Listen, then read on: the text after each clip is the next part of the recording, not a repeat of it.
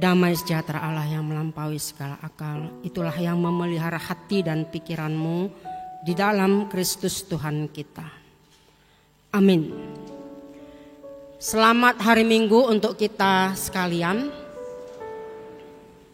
Firman Tuhan yang indah bagi kita hari ini dari kitab Mazmur pasal 119 ayat 1 hingga ayat yang ke-8. Saya akan membacakan untuk kita demikian. Bahagianya orang yang hidup menurut Taurat Tuhan. Berbahagialah orang-orang yang hidupnya tidak bercela, yang hidup menurut Taurat Tuhan.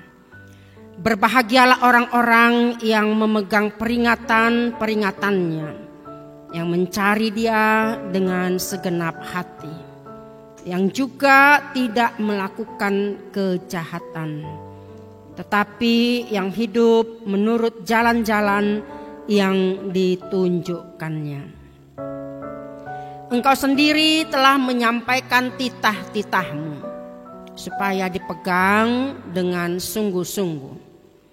Sekiranya hidupku tentu untuk berpegang pada ketetapanmu, maka aku tidak akan mendapat malu apabila aku mengamat-amati segala perintahmu.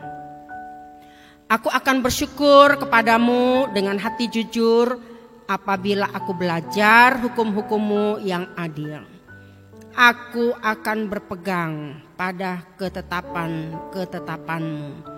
Janganlah tinggalkan aku sama sekali. Demikian firman Tuhan. Bapak Ibu Saudara yang kekasih dalam Kristus, secara umum kita umat manusia sangatlah mendambakan kebahagiaan. Kebahagiaan itu sangat berperan penting dalam kehidupan kita. Dan umumnya orang dan kita mengidentikan kebahagiaan itu menyangkut harta kekayaan, menyangkut pangkat atau jabatan, menyangkut semua kehormatan. Apalagi kita sebagai orang Batak, jika pencapaian hidup seperti filosofi Batak telah terrealisasi, 3H, hamoraon, hasangapon, dohot, hagabeon. Kloplah sudah. Inilah puncak kebahagiaan itu yang senantiasa menyertai kehidupan kita. Benarkah kebahagiaan itu soal materi saja? Lalu bagaimana dengan orang yang belum mengalami atau memperoleh 3H tadi? Lalu serta-merta hidupnya apakah dikategorikan hidup yang menderita, hidup yang sengsara, hidup yang tidak berbahagia? Ketika anak kita sudah dewasa, sudah waktunya untuk menikah, tapi umurnya sudah lewat 30 tahun, lewat 40 tahun, warning, wah nih bagaimana ini? Terus kita pikirkan, mungkin ada orang tua sampai stres, jadi sakit. Bohana maau, hape nga matua au, dan adang dope nambar hasohotan anak koku, anak boru, doli-doli. Lalu jika sudah terkabul, bagaimana hatinya? Pasti bahagia ya.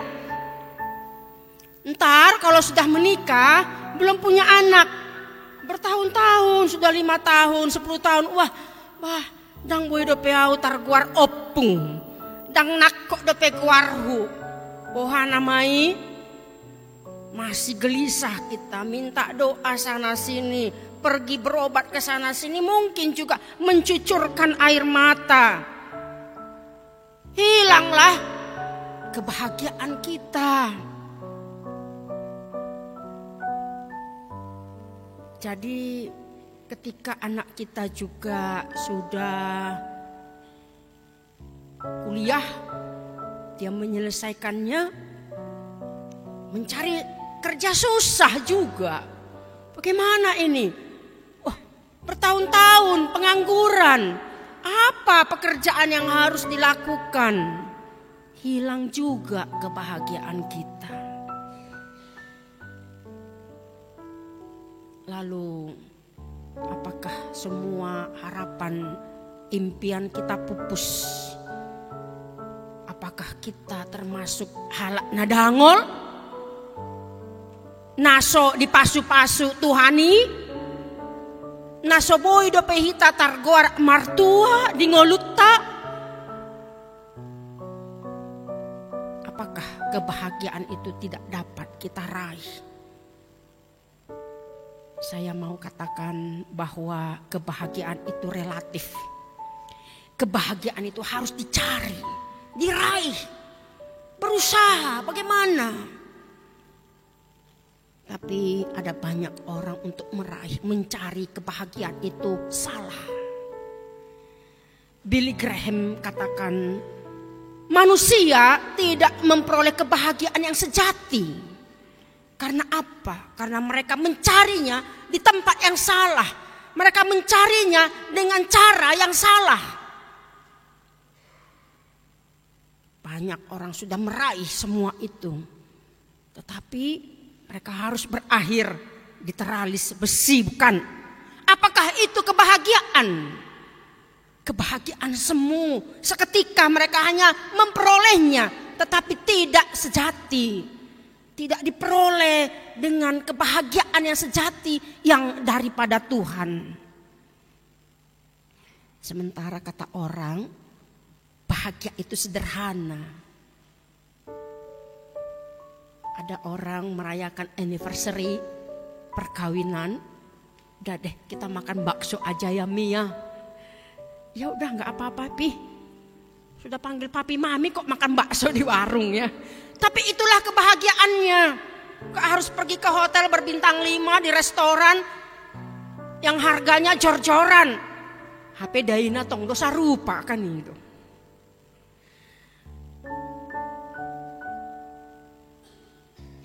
Jadi beberapa hari yang lalu rame dengan TikTok ya. Orang yang gemuk dikatakan saya ini gemuk, sejahtera, makmur. Kata orang dia bahagia, istrinya cantik, kerjanya bagus. Lalu dia ceritakan semuanya.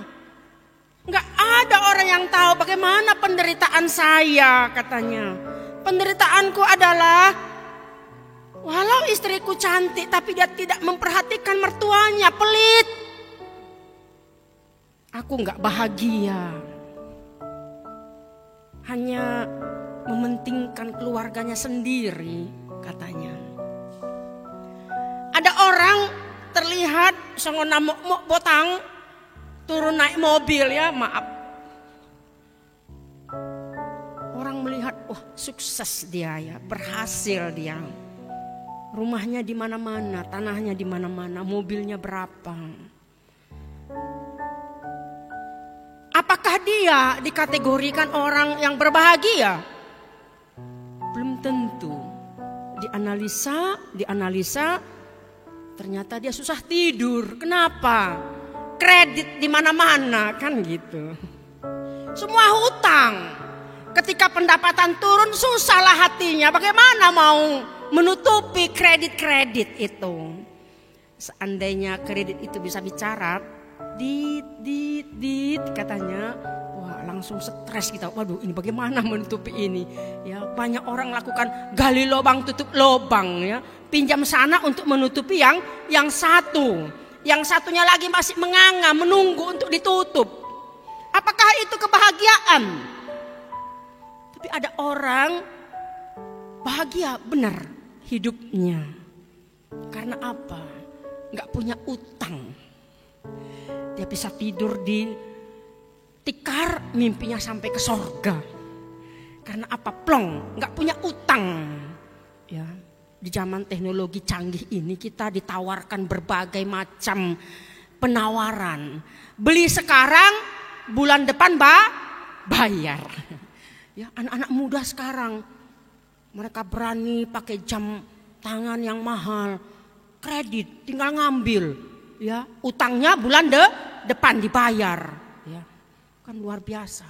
Banyak orang dengan gaya hedonisme, ya, dan juga keinginan yang meluap-luap untuk memiliki barang, orang berani berhutang. Yang penting gaya deh katanya, seperti itu. Tapi akhirnya kelilit hutang. Apakah itu kebahagiaan? Ini yang perlu kita cermati. Ada seorang motivator, dia memberikan ceramah di sana sini, laku banget. Tapi ternyata dia tidak pernah melihat istrinya bahagia. Istrinya tidak pernah bahagia. Bahkan anaknya pun tak bahagia. Karena apa? Tidak dianggap sebagai anak. Ada banyak juga pengkhotbah, berkhotbah berapi-api. Istrinya gak bahagia, anaknya gak bahagia.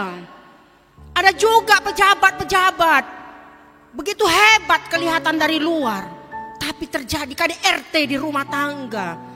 Anaknya menderita, istrinya menderita. Apakah itu bahagia? Walaupun dia sudah memiliki harta dunia ini, kehormatan di luar. Itu bukanlah kebahagiaan yang sejati.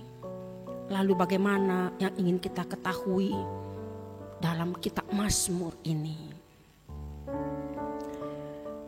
Kebahagiaan yang bagaimana?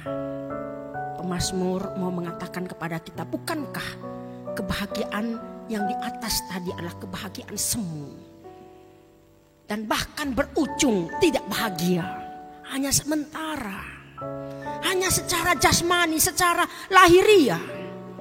Akan tetapi kebahagiaan secara spiritualitas, kualitas kerohaniannya terhadap Tuhan dan juga hubungannya kepada sesama, itu yang ingin kita perhatikan. Kebahagiaan itu datangnya berasal dari Tuhan. Ketika seseorang melakukan dan menaati firman Tuhan, hukum Tuhan, ketetapan Tuhan, ataupun Taurat Tuhan, dan berjalan di dalam jalan Tuhan. Amin. Ya, itulah kebahagiaan yang sejati. Saya ingat waktu masih kecil, memang kita dipaksa untuk sekolah minggu, ya. Mudah-mudahan kita orang tua juga begitu. Akhirnya setelah kita remaja, dewasa, kalau nggak ke gereja itu kayaknya punya hutang, ya. Kayak ada yang hilang. Saya nggak tahu apakah kita merasakan itu hari ini. Kalau kita nggak ke gereja kayak marutang kita tuh Tuhan kan, ya. Karena apa? Karena itu kita sudah dilatih dari kecil, ya.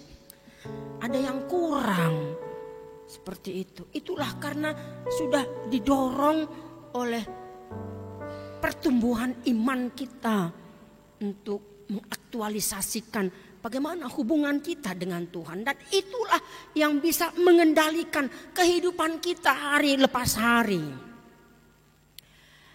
Dalam kehidupan umat Israel, mulai mereka keluar dari Mesir, dari perbudakan, Musa menyampaikan dan memberikan Torah Tuhan itu yang dia terima di Gunung Sinai kepada orang Israel. 10 Commandments, 10 hukum Tuhan. Dan inilah yang menjadi filosofi, menjadi falsafah, menjadi pedoman, penuntun kehidupan mereka bagaimana berhubungan dengan Tuhan dan juga sesama secara sosial.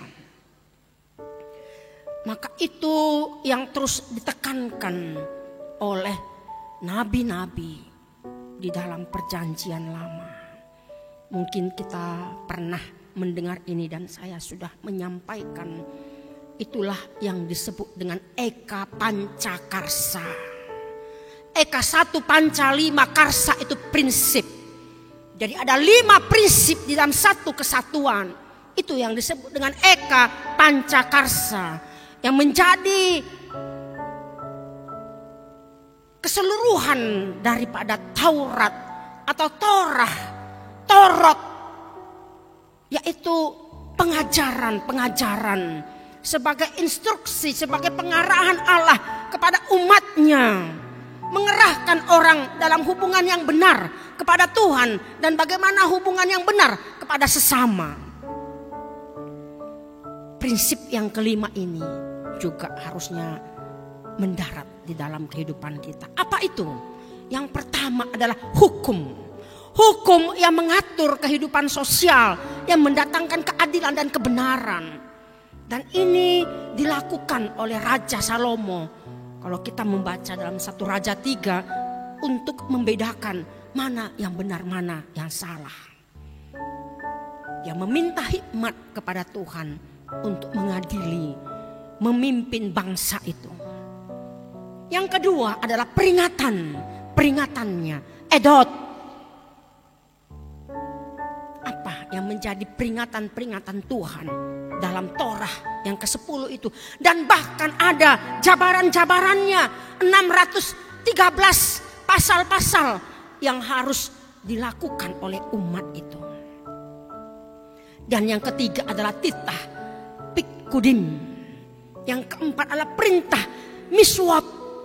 Yang kelima adalah ketetapan-ketetapan. Hukum itu menyangkut peraturan-peraturan. Bapak Ibu, saudara yang kekasih dalam Kristus, itulah perlunya Eka Pancakarsa ini di dalam kehidupan umat Israel. Dan bahkan kita pun, Yesus sudah menyimpulkan hukum itu. Hukum yang utama, yang pertama, secara vertikal, bagaimana hubungan kita kepada Tuhan. Dan juga hukum yang sama dengan itu secara horizontal, bagaimana hubungan kita kepada sesama manusia. Mengasihi Allah dan mengasihi sesama kita. Dan saya yakin di dalam setiap keluarga kita pasti membuat disiplin role game dalam kehidupan kita ya. Apa peraturan-peraturan dalam rumah tangga kita. Seorang ayah dia pulang jam berapa? Apakah harus ditentukan? Mungkin tidak ya. Karena menyangkut pekerjaan. Seorang istri yang bekerja apakah juga diatur jam berapa dia pulang? Bagaimana keadaan rumah tangga? Apakah dia mampu mengelola, memimpin, mendidik semua anak-anaknya walaupun dia sebagai wanita karir? Apakah dia tetapkan peraturan-peraturan di rumah tangganya? Bagaimana seorang anak? Jam berapa dia pulang? Maka kita sebagai orang tua membuat timetable kepada anak-anak kita ya. Jam berapa dia bangun? Berangkat jam berapa ke sekolah? Pulang ke sekolah, mungkin dia les, bimbingan, studi.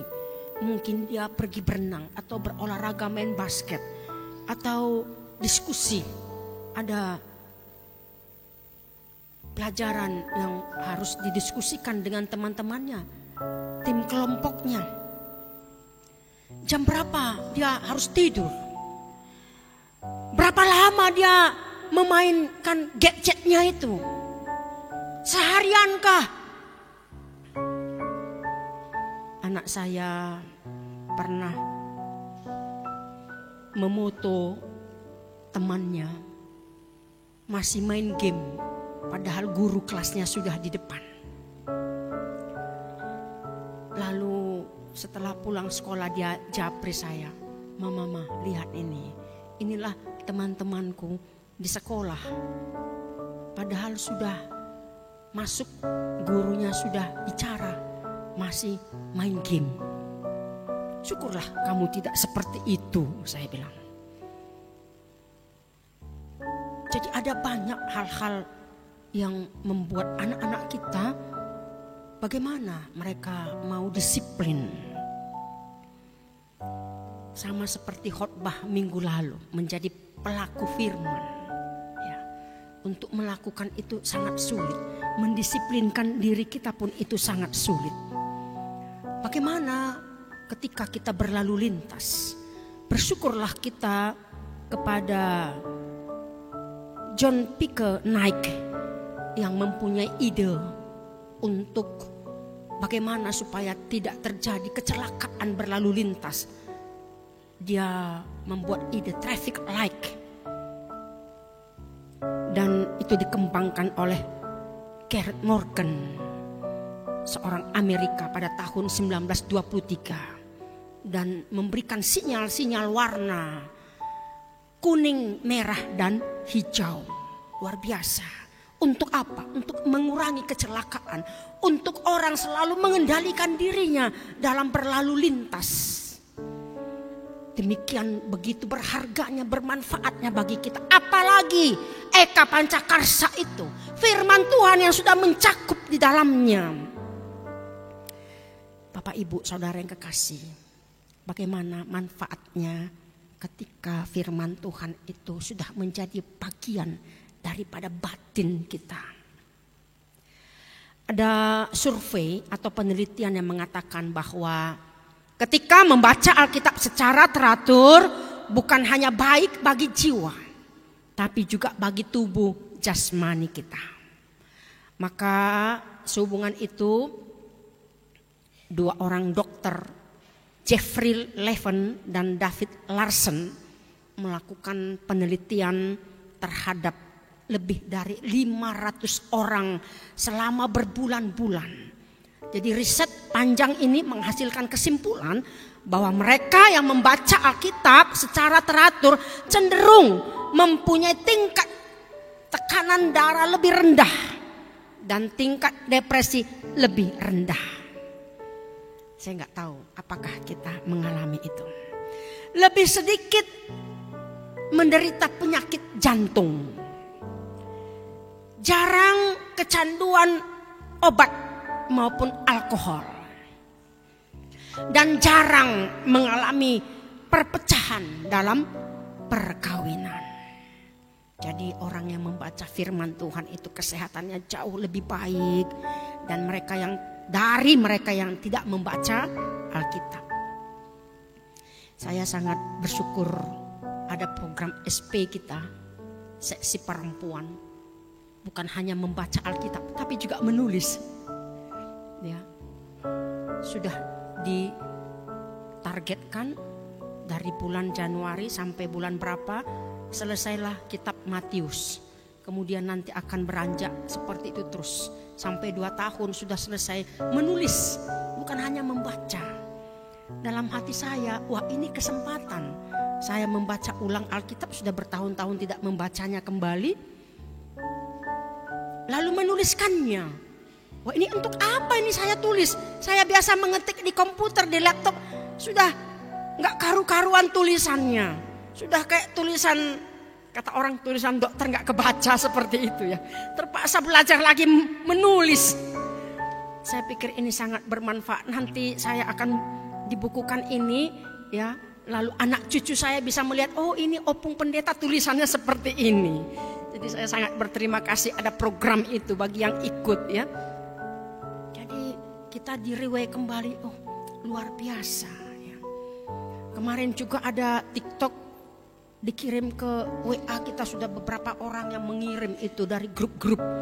Ada seorang ibu-ibu yang menjual makanan-makanan kecil ya, lapet, apa itu namanya, semua makanan-makanan, nasi goreng, mie goreng yang dibungkus-bungkus. Ketika pembeli belum datang, dia membawa Alkitabnya sembari membaca. Luar biasa ya, begitulah kerinduannya. Saya nggak tahu apakah kita harus membaca Alkitab kita dari Kejadian sampai Wahyu. Kalau saya tanya siapa yang sudah membacanya, nggak usah tunjuk tangan, kitalah yang menjawab dalam hati kita ya. Atau mungkin belum pernah kita membacanya, silakan mulai, belum terlambat. Setujukah kita Bapak Ibu? Setuju, bagi yang mau. Nggak dipaksa kok, nggak baca Alkitab sampai tamat juga nggak masuk neraka kan gitu. Ya, tapi bagaimana kerinduan kita semakin mencintai.